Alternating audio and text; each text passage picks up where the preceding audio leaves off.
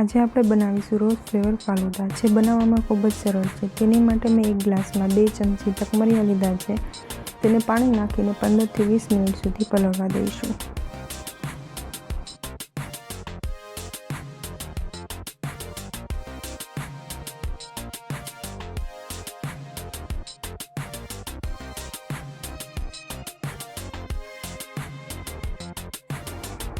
હવે એક કડાઈમાં મેં 1 કપ પાણી લીધું છે।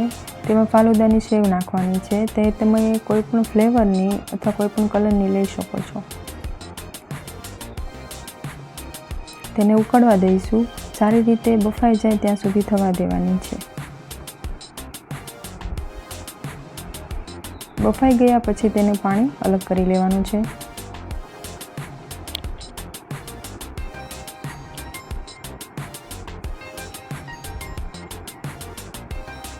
હવે તપેલીમાં મેં 2 કપ દૂધ લીધું છે।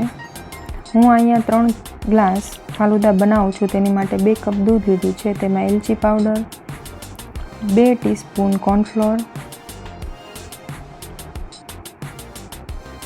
અને 1 ટેબલસ્પૂન ખાંડ લીધી છે। તેને સારી રીતે મિક્સ કરીને ઉકળવા દેવાનું છે।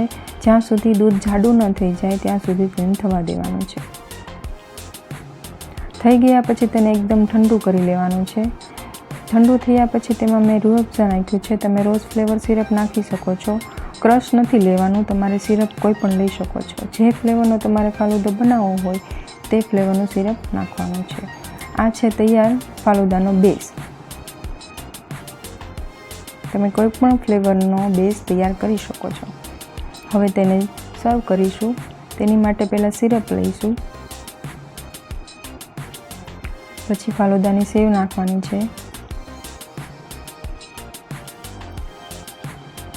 પલાળેલા તકમરિયા, તૈયાર કરેલ બેઝ નાખવાનો છે,